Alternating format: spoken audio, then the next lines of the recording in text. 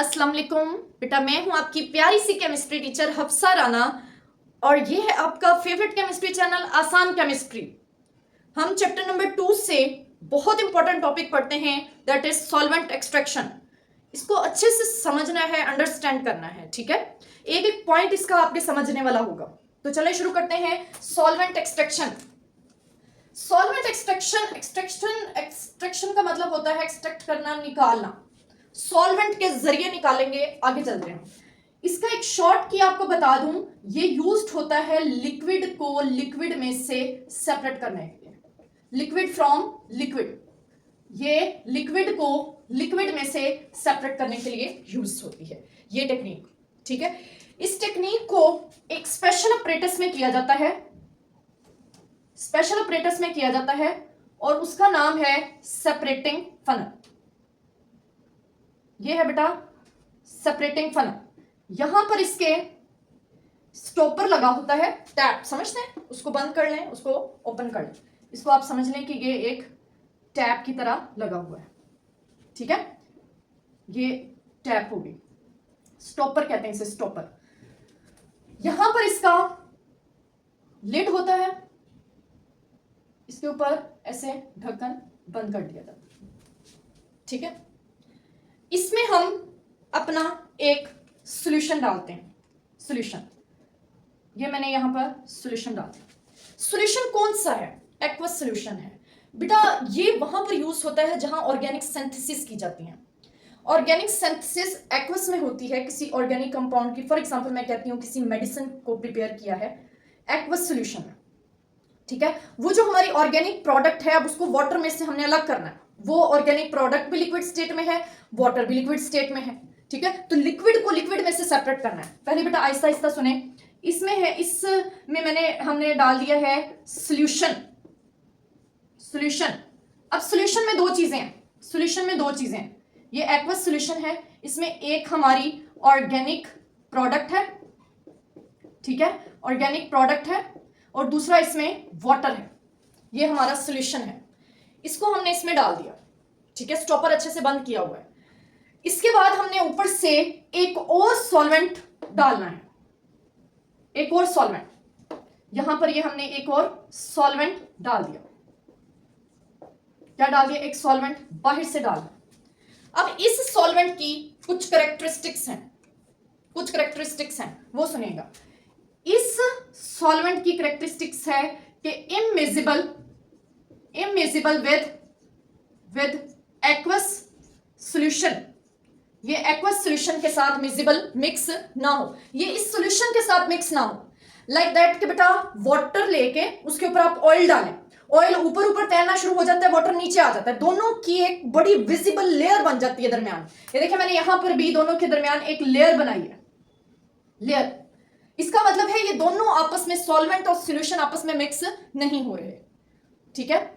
एक पॉइंट तो ये हो गया। दूसरा ये है कि यहां पर जो हमारा ऑर्गेनिक प्रोडक्ट है उसको मैं एक और नाम दे रही हूं, दैट इज सोल्यूट।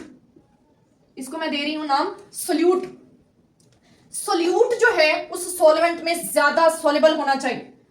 क्या पॉइंट मिला है? एक और पॉइंट मिला है, solute is more soluble in it, more soluble in it.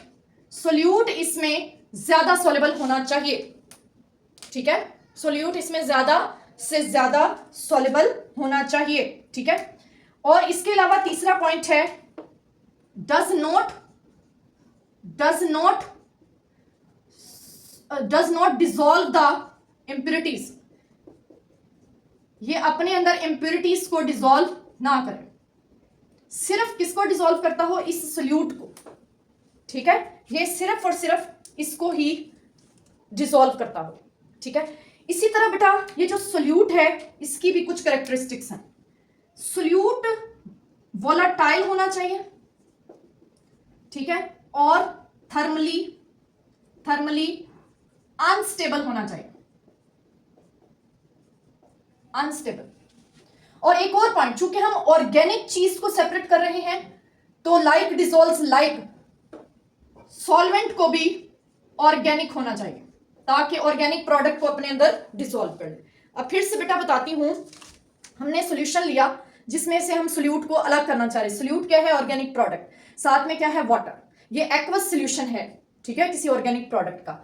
अब हमने इसके लिए क्या डाला है? ऊपर से एक, बाहर से एक सॉल्वेंट डाला है, ठीक है। उस सॉल्वेंट को क्या क्या कैरेक्टरिस्टिक है? एक तो वो ऑर्गेनिक होना चाहिए, एक वो इस सॉल्यूशन के साथ मिक्स नहीं होना चाहिए, दोनों के दरमियान विजिबल लेयर बनी होनी चाहिए, ठीक है। इसके अलावा ये जो सोल्यूट है ये इस सॉल्वेंट में ज्यादा सोलेबल होना चाहिए वाटर की निस्बत। वाटर के साथ तो ये मिक्स हुआ है ना, तो वाटर से भी ज्यादा ये ऊपर वाले सॉल्वेंट में सोलेबल होना चाहिए। इसके अलावा ये इंप्योरिटीज को अपने अंदर डिसॉल्व ना करे, बल्कि सिर्फ और सिर्फ सोल्यूट को डिसॉल्व करे। ये कैरेक्टरिस्टिक्स जिसमें होंगी, हम वो सॉल्वेंट यूज करेंगे फॉर सॉल्वेंट एक्सट्रैक्शन, ठीक है।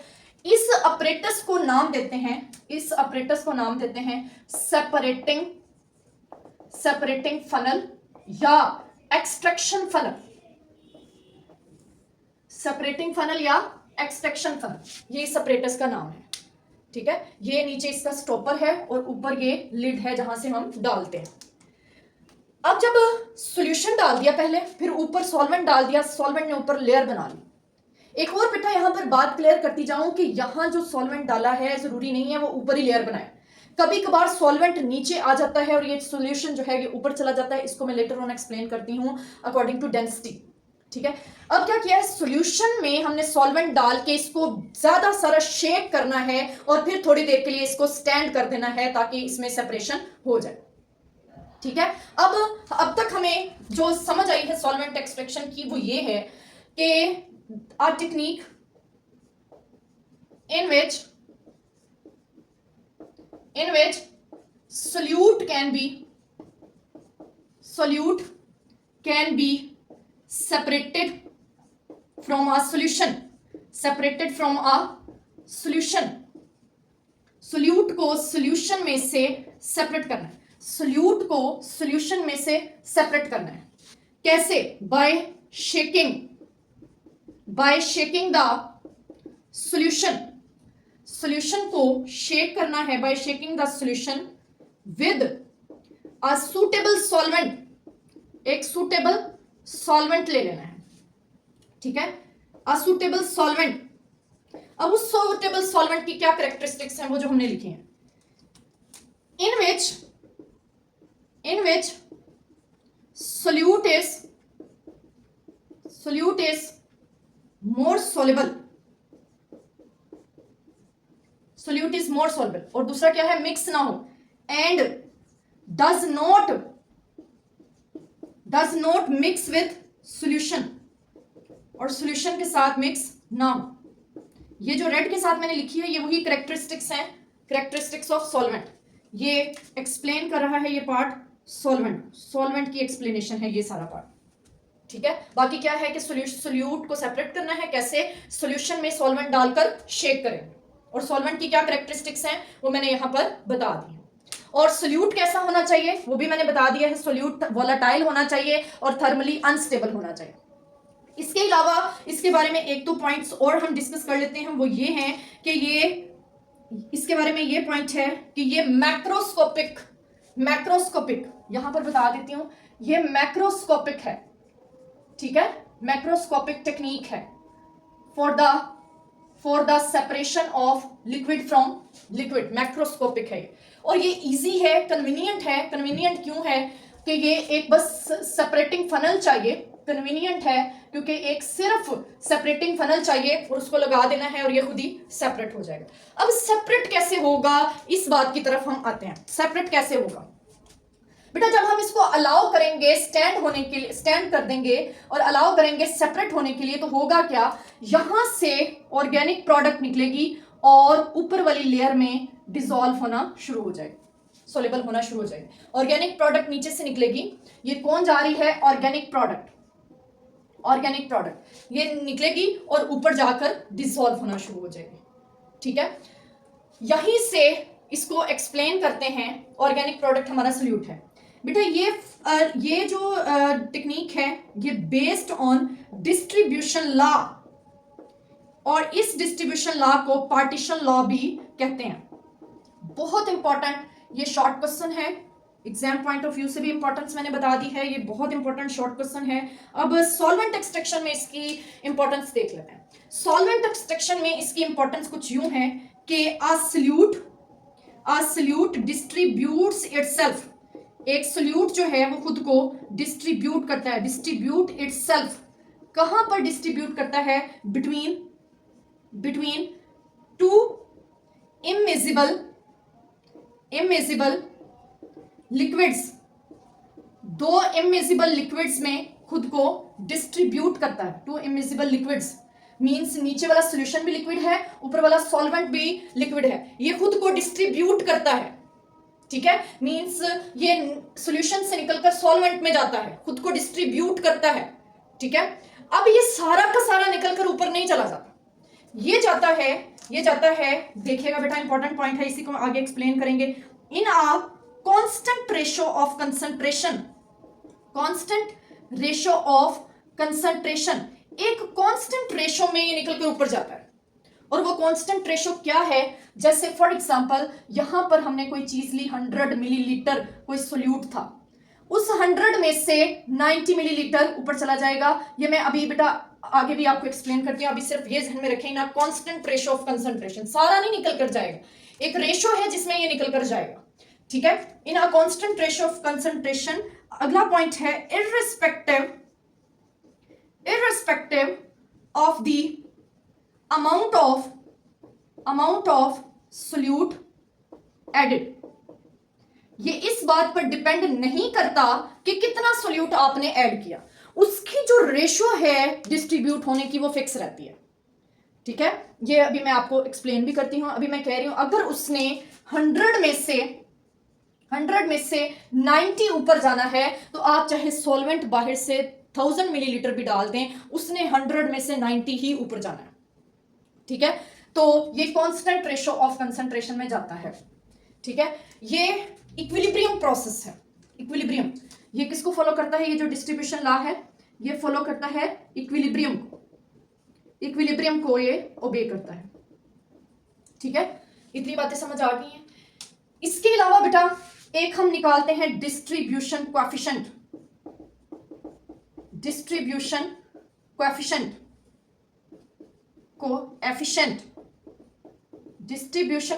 क्या होता है देख लेते हैं।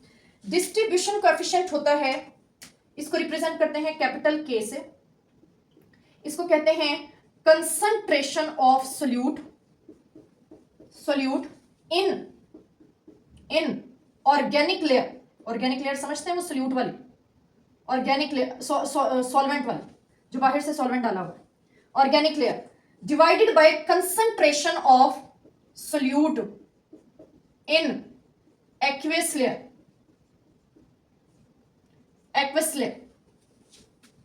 जैसे मैं आपको कह रही थी कि यहां पर बार बार मैं लिख रही हूं, यहां पर कोई चीज नीचे है, सोल्यूट है 100 मिलीलीटर, ऊपर चला जाएगा 90, तो 90 किसमें कंसंट्रेशन है, सॉल्वेंट में, ऑर्गेनिक लेयर में, ठीक है। तो इसका के की वैल्यू क्या आ जाएगी, 90 डिवाइडेड बाय 100 के सोल्यूट में एक्वस लेयर में कितनी रहेगी, नहीं ऐसे नहीं, 100 में से 90 ऊपर चलेगी तो पीछे कितनी रहेगी 10, तो इसकी रेशियो क्या बन जाएगी, के क्या बन जाएगा 90 डिवाइडेड बाय 10। फिर से सुन लें, अगर 100 में से 90 ऊपर चला जाता है तो पीछे कितना रह जाएगा 10, तो ऑर्गेनिक लेयर में कितना चला गया 90 और नीचे कितना रह गया 10, तो इसका आंसर आ जाएगा के की वैल्यू आ जाएगी 9। इस तरह से डिस्ट्रीब्यूशन कोएफिशिएंट निकालते हैं, ठीक है। ये बेटा मैंने आपको समझा दिया। अब चलते हैं इसकी लास्ट पॉइंट की तरफ। लास्ट पॉइंट बेटा, ये फॉर एग्जांपल मैं ईथर एक्सट्रैक्शन की बात करने लगी हूं, ये आपने ले लिया है सॉल्वेंट ईथर, ठीक है। उसकी प्रॉपर्टीज ये सारी अवे हो रही थी तो हमने ईथर ले लिया। अब सुने, गौर से सुनना है, सोल्यूट निकल कर ऊपर जा रहा है, ठीक है। जब ये इक्विलिब्रियम अटेन हो जाएगा कि मजीद सोल्यूट निकल कर ऊपर नहीं जाएगा, तो हम क्या करेंगे, हम एक बीकर रखेंगे, इसके नीचे एक बीकर रखेंगे, ठीक है, एक बीकर, और इस टैप को ओपन कर देंगे और इसको आहिस्ता आहिस्ता निकलने दें। टैप को आहिस्ता से ओपन करना है ताकि ये 1 ड्रॉप बाय ड्रॉप नीचे आए, क्योंकि हमने बेटा इस लेयर तक अब ये लेयर थोड़ी नीचे आ चुकी होगी, अब ये लेयर बन चुकी होगी यहां तक। हमने इसको इस लेयर तक सारा नीचे निकाल लेना है, ठीक है। इस एक लेयर को जैसे मैंने बताया था, वाटर और ऑयल को मिक्स कर दें, ऑयल ऊपर आ जाता है, वाटर नीचे आ जाता है। आप नीचे से टैप खोलें, वाटर को अलग कर लें और फिर टैप बंद कर दें, फिर इसको अलग कर दें, एक और बीकर लें, वो जो ऊपर वाली लेयर है उसको उस बीकर में अलग कर लें, ठीक है। होगा क्या, उस वो जो जिस बीकर में यहां पर एक बीकर है, इसमें अब दो चीजें आ चुकी हैं। इसमें बेटा आ चुका है ether plus organic product. Ether जो है वो ज्यादा वोलेटाइल होता है, इवेपोरेट कर जाएगा। पीछे आपकी क्या रह जाएगी, पीछे आपकी सारी रह जाएगी सिर्फ और सिर्फ ऑर्गेनिक प्रोडक्ट। ईथर सारा इवेपोरेट कर जाएगा, बहुत जल्दी इवेपोरेट करता है, वो हाईली वोलेटाइल है। पीछे ऑर्गेनिक प्रोडक्ट रह जाएगी, और वाटर वाली लेयर तो आपने ऑलरेडी अलग कर ली हुई थी। ये है ईथर एक्सट्रैक्शन, ठीक है बेटा, आपको समझ आ गया होगा। अब हम CCl4 एक्सट्रैक्शन भी पढ़ेंगे, ओके।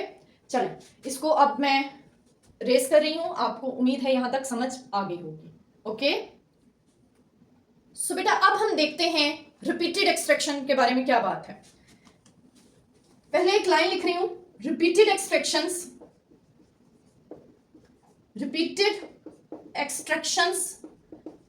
by using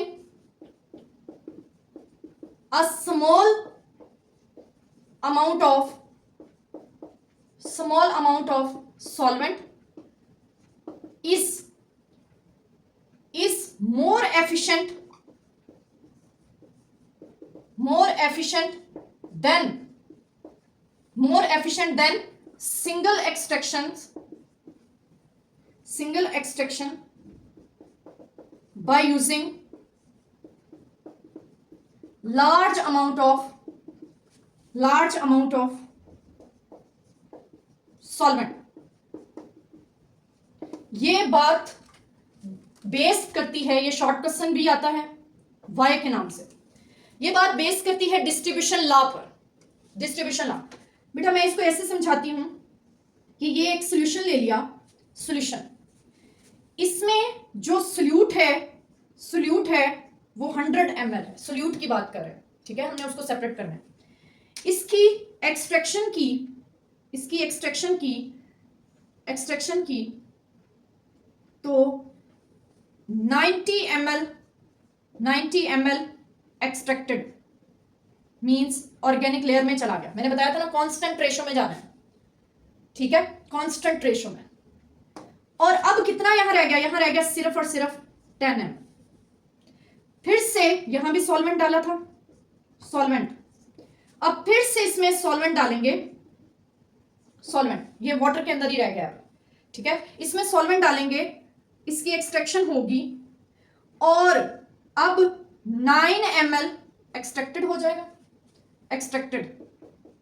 और कितना रह जाएगा, कितना रह जाएगा बेटा बताएं, ये रह जाएगा सिर्फ और सिर्फ 1 ml।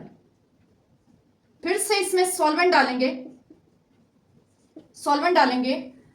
अब क्या होगा, अब इसकी एक्सट्रैक्शन होगी और ये कितने ml एक्सट्रैक्टेड हो जाएगा, ये हो जाएगा 0.9 ml एक्सट्रैक्टेड, और कितना बाकी रह जाएगा, 0.1 ml बाकी रह जाएगा। ये थी फर्स्ट एक्सट्रैक्शन, ये है सेकंड एक्सट्रैक्शन और ये है थर्ड एक्सट्रैक्शन आगे, ठीक है। फर्स्ट एक्सट्रैक्शन में 90 ml एक्सट्रैक्ट हो गया है, 10 निकल गया।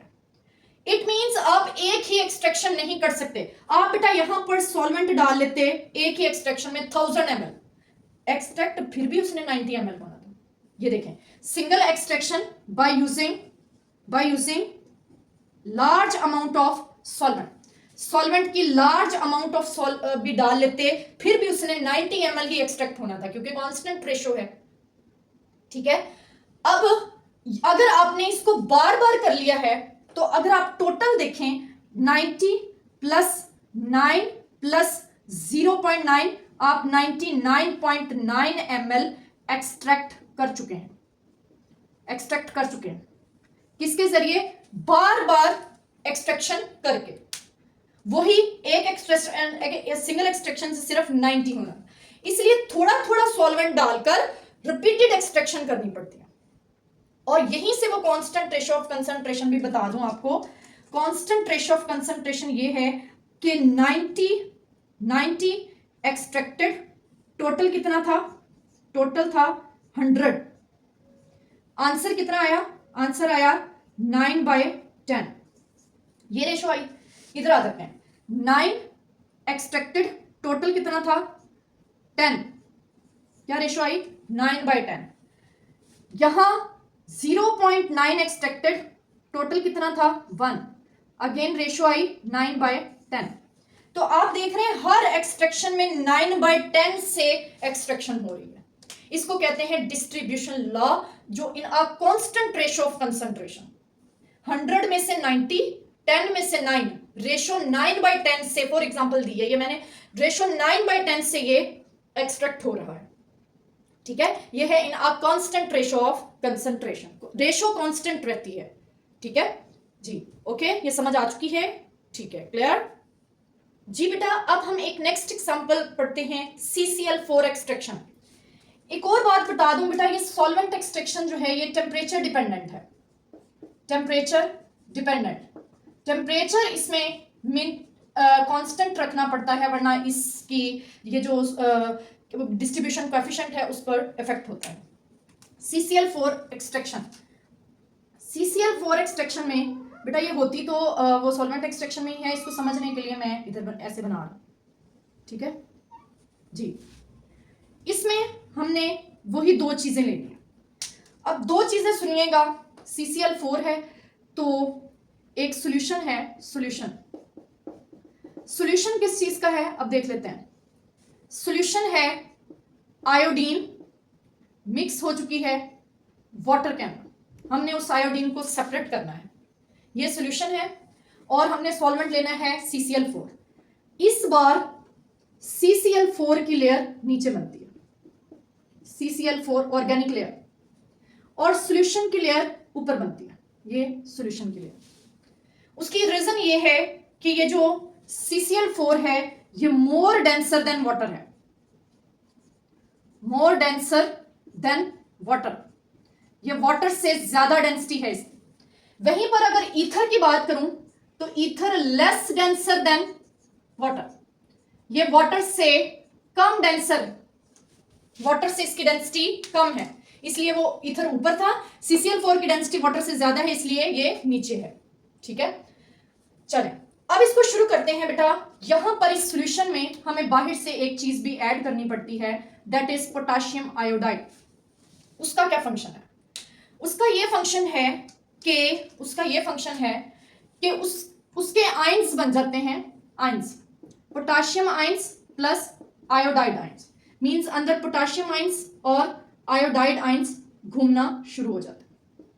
अब ये जो अंदर आयोडाइड आयंस है और अंदर और भी क्या है, आयोडीन है और वाटर है।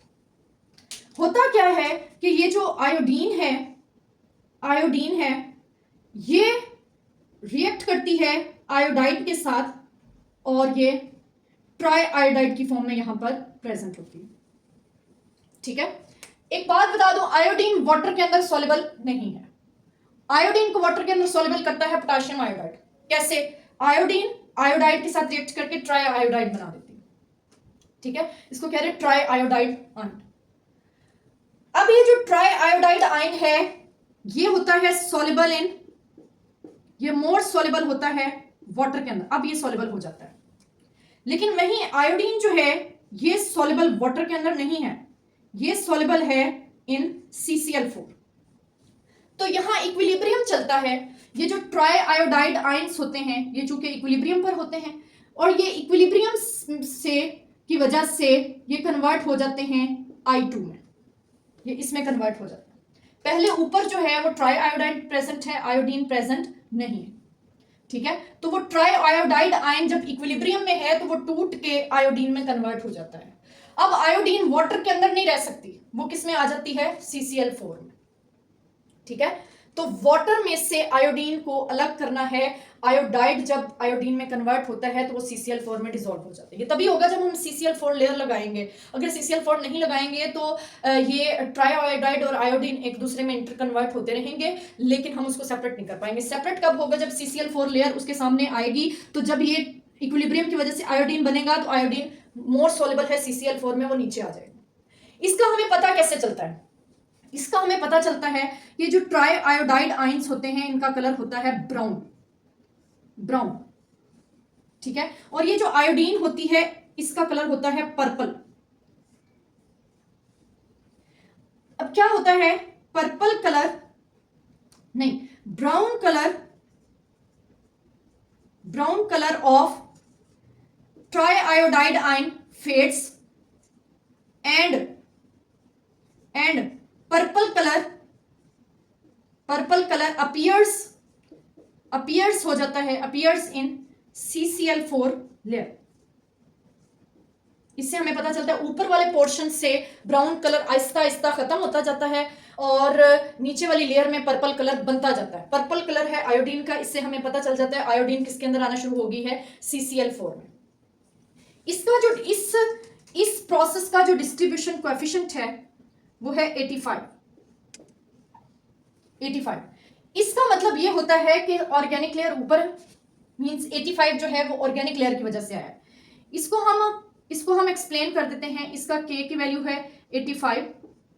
It means that iodine is 85 times more soluble 85 times more present in CCl4 layer. ये वाटर वाली लेयर से 85 टाइम्स मोर है ऑर्गेनिक लेयर में, मींस CCl4 लेयर में। और ये है एट 25 डिग्री सेल्सियस। ये टेम्परेचर डिपेंडेंट है। जैसे टेम्परेचर चेंज होगा इसकी वैल्यू, K की वैल्यू चेंज हो जाएगी। K की वैल्यू है CCl4 एक्सट्रैक्शन के लिए, ये आयोडीन वाले केस में, ठीक है बेटा।